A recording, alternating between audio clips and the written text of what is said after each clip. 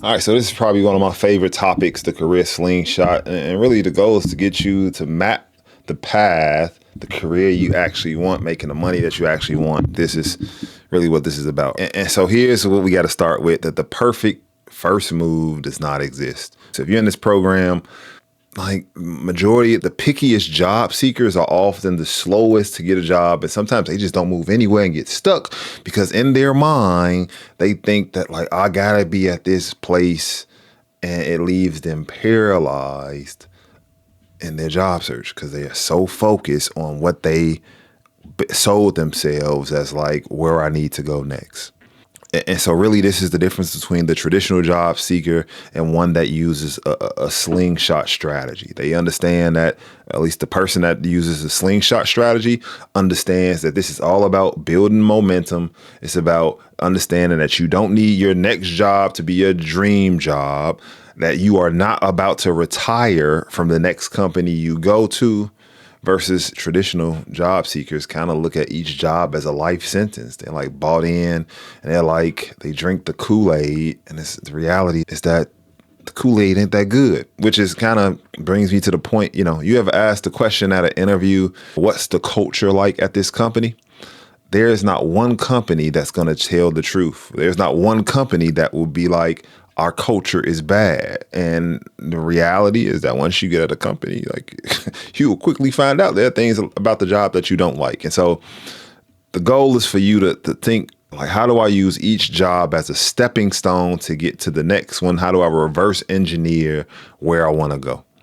And so what that means when it comes to interviews, use interviews as a training ground. Like use each interview as an opportunity to flex what you are learning, to do better at articulating the value that you can bring, to get faster at doing it. You use each one as training. So that means even the companies that you think like, oh, I'm not gonna make enough here, right? Or I'm not gonna, like, use it as interview anyway. Use it as an opportunity to train. And let's just say that you happen to, it's a job that you applied to and you're like, I really don't want to work here. You use it as a training ground and you got past the interview and they're like, we want to make you an offer. Doing that now presents another opportunity to training, right? So one of the hardest things for people to do in their career is often salary negotiation, especially if you're trying to do salary negotiation at a company that you really, really want to be at.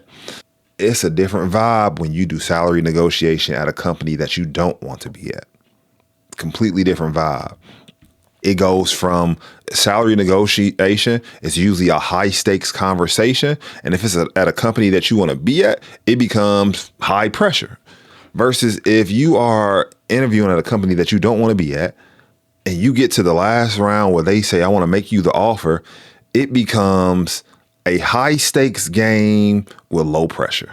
You get to navigate this conversation knowing that, like, hey, if they say no, it's okay. I'll move on. I'm comfortable with saying, yeah, this isn't for me because the stakes aren't that high. And so using each opportunity as practice will help you get better and build the skills that you need. And so let's just say you negotiate a company and they do offer you the position, the money that you want. Again, it's a slingshot. So it's like, all right, I'm here now. It's taking a step back to build the skills that I need to get to the company I actually want to go to. That is sometimes the route that you have to take. So how do you do that more specifically?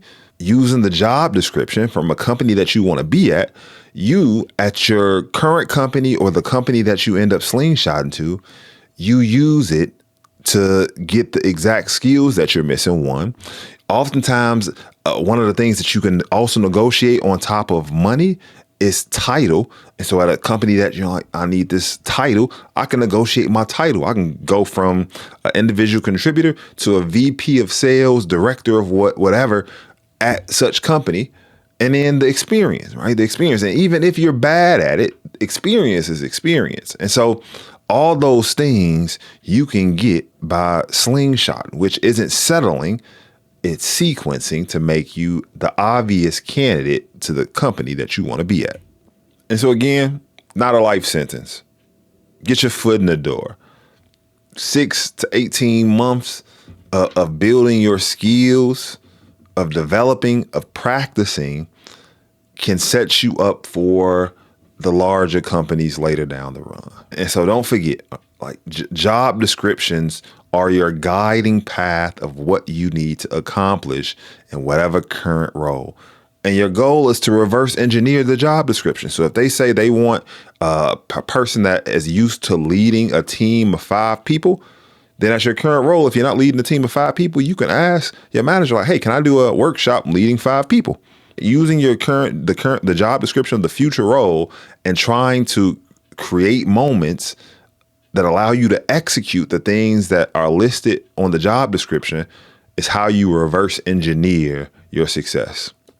And so when you land this next role, you should be preparing for the next role after that. So pulling the job description for the next role above that and figuring out, like, how can I start to build these repeatable skills? What's missing on my roadmap? How can I then learn to do this particular skill in my current role and then ultimately update my resume so that I can reflect that I know how to do what they're looking for is the key. And of course, you map it out. You write it down. You map the proficiency that you're going to. Like, I'm a novice all the way to I'm an expert. You map it out, document it. Again, data equals dollars in every world, especially in your world. And if you do this right, this slingshot then ultimately gets you in, gets you better, and keeps you moving. Nobody likes being stuck in their current role. With the ultimate, if you don't remember anything else, what I'm saying, remember this, that it's momentum over perfection. If we get you moving, man, you will stay moving. Don't be a perfectionist. About 1% better every day will pay dividends in the future in our career. Now get this work.